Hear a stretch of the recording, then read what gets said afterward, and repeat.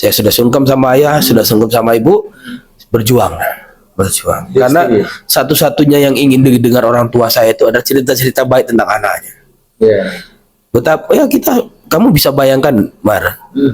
Dari kecil saya dorong gerobak pempek, saya cuci piring di pasar, saya pakai baskom keliling-keliling. Air mata beliau, keringat beliau itu yang menjadi saksi bahwa anaknya ini mungkin tidak, ya mungkin tidak pantas mungkin bisa cerita sampai hari ini. Tidak terbayang mungkin.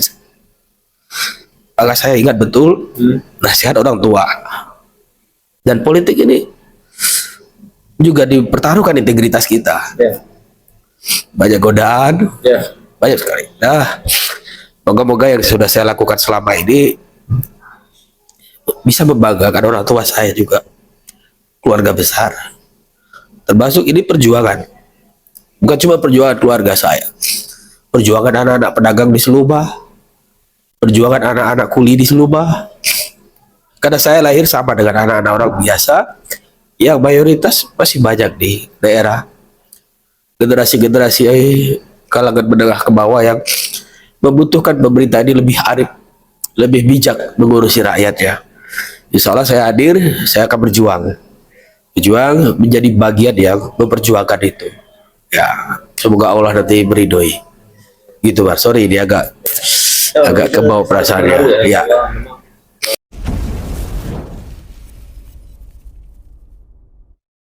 Assalamualaikum warahmatullahi wabarakatuh. Alhamdulillah di sana dimanapun Anda berada yang tentunya menonton tayangan video ini bisa silaturahmi dengan Ketua Komisi 2 DPRD Provinsi Bengkulu yaitu Bang Joni DSP yang alhamdulillah hari ini beliau sudah bisa meluangkan waktu untuk kita berdiskusi atau berdialog atau podcast yang sangat lagi familiar ini Bang ya. Nah, sebelum kita ngobrol-ngobrol lebih jauh, berbincang kita sapa-sapa dulu Bang Joni DSP. Bang, apa kabar Bang? Alhamdulillah baik ya. Nah, Bang, sebelum kita ngobrol lebih dalam Bang, mungkin ada di sana yang belum kenal lebih dekat Abang, belum tahu sepintas profil Abang ini, mungkin kan pasti ada di sana gitu yang belum tahu kan. Siapa sih Pak Joni DSP? Siapa? Damar, teman-teman media yang sangat kreatif ya. Hari ini memang zamannya sudah beralih ke visual, jadi tidak di online letter saja, tapi sudah ke visual gambar.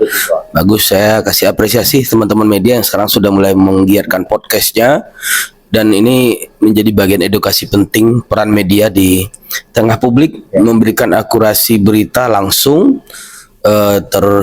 terukur ya, begitu.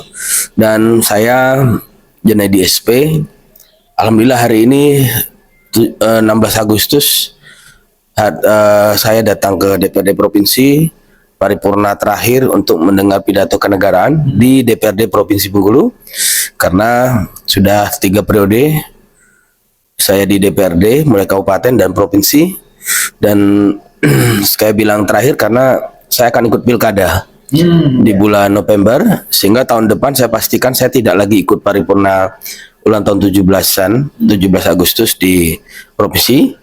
Kalau pilkadanya berhasil, berarti nanti saya akan ikut di Kabupaten Seluma. Semoga aja kalimat ini menjadi terbukti, menjadi nyata dengan doa dari seluruh masyarakat, khususnya Kabupaten Seluma. Saya salah satu putra asli Seluma, Kabupaten Seluma. Saya itu dilahirkan tahun 1979. Tanggal 1979 bulan Juni. Jadi sekarang 45 tahun saya. Kalau dari usia kepemimpinan ini sedang on fire ya. Karena Rasulullah itu menjadi nabi di umur 40 dan kepemimpinannya di atas umur 40 tahun.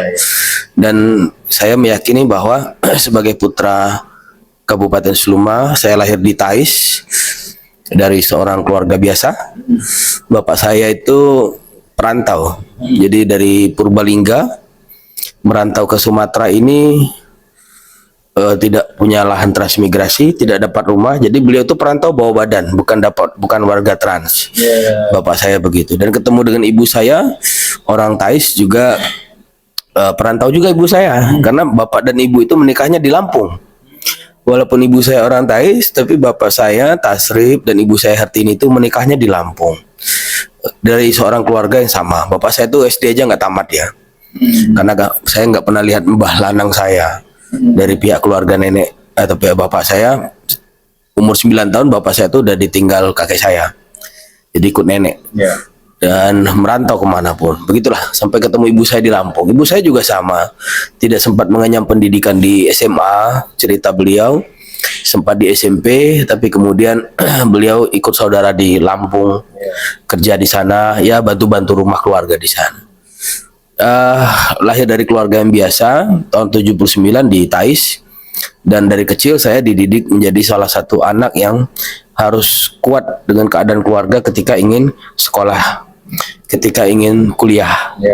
Saya jualan keliling pakai baskom, jual pempek, jual kue, jual lontong, pakai gerobak roda 3 dan 2 kaki pendorong, sehingga itu disebut kaki 5 ya.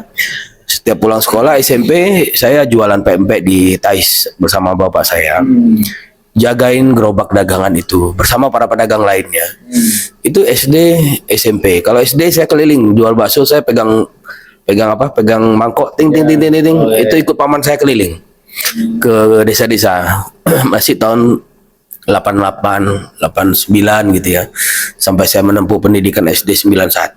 SD di mana, Bang? Di Thais. Di Thais, ya. Kemudian ya tahun 91 saya masuk SMP masih di Thais. Sampai dengan tahun 94 saya sering di pasar, bergabung dengan warga-warga pedagang, mayoritas Minang, Jawa, lokal juga sama.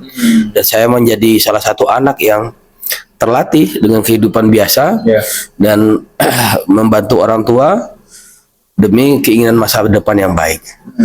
SD saya selesaikan 6 tahun 85 sampai tahun 91. SD 2 Thais, 91 sampai 94 saya di SMP Thais. Dan alhamdulillah memang saya salah satu anak yang termotivasi dari kecil ingin sukses. Sekolah SD saya kelas 1 sampai kelas 6 itu ya ranking terus. Begitupun SMP saya ranking terus. Sampai kemudian dulu tahun 94 kalau orang mau sekolah ke kota Bengkulu itu anak-anak orang kaya biasanya. Dari dusun itu yang sekolah di kota biasanya itu anak-anak orang kaya, anak-anak pegawai. Nah, saya juga pengen sekolah di Bengkulu. Orang tua saya nggak ada tempat, nggak ada saudara. Saya numpang lah ke orang tua angkat saya. Kebetulan kakak saya yang pertama tuh namanya sama, jadi kami angkatan keluarga. Di Pagar Dewa saya sekolah 94 sampai 97. Alhamdulillah 3 tahun di Pagar Dewa saya sungguh-sungguh sekolah, ranking terus juga, beasiswa juga terus, sampai kemudian tamat di SMA 3 itu saya diterima di Universitas Bengkulu tuh lewat jalur PPA tanpa tes karena nilai akademik kita 3 besar terus. Dan sama selama masa sekolah saya habiskan saya di rumah, di kosan, tinggal di rumah orang. Kalau bapak saya lagi dapat nguli rumah orang di Bengkulu, itu kan kalau bangun rumah itu sampai 6 bulan, sampai 1 tahun. Nah, saya tinggalnya di rumah yang lagi dibangun itu. Pulang sekolah bantu bapak nguli, ngaduk, nyusun bata, angkut semen, begitu. Sampai saya tamat sekolah itu pun saya pindah-pindah gitu. Nah, cerita ini perlu saya bongkar sedikit karena sangat sedikit sekali sekarang masyarakat biasa, kalangan orang-orang yang punya ekonomi pas-pasan, punya keyakinan anaknya bisa sukses. Sangat sedikit sekarang orang tua yang meyakini bahwa masa depan yang baik bagi anak-anak yang biasa ini kayaknya susah. Yang jadi soal terkadang orang tuanya sudah tidak yakin, anaknya apalagi. Nah, saya alhamdulillah orang tua saya tidak pernah mengeluh. Selagi anaknya mau sekolah, bapak saya mau nguli, mau dorong jualan lontong, ibu saya di pasar jualan lontong, enggak apa-apa. Saya ingat ketika mau bayar SPP kadang sampai ngutang di warung. Saya mau ke kuliah itu dibawain beras sama minyak itu ngutang dulu di warung. Dapat uang seminggu sekali dari jualan di pasar karena 97 98 itu kan tahun krisis. Bayangkan seorang anak pedagang pempek gitu. Tapi saya belajar sungguh-sungguh. Dan doa saya itu memang saya sholat dari tidak putus SMP. Saya berdoa sama Yang Kuasa, ya Allah, saya yakin keadilan itu ada dan ada tempat untuk anak-anak yang bersungguh-sungguh. Dan alhamdulillah saya bisa kuliah di Universitas Bengkulu tahun 97. sampai dengan tahun 2001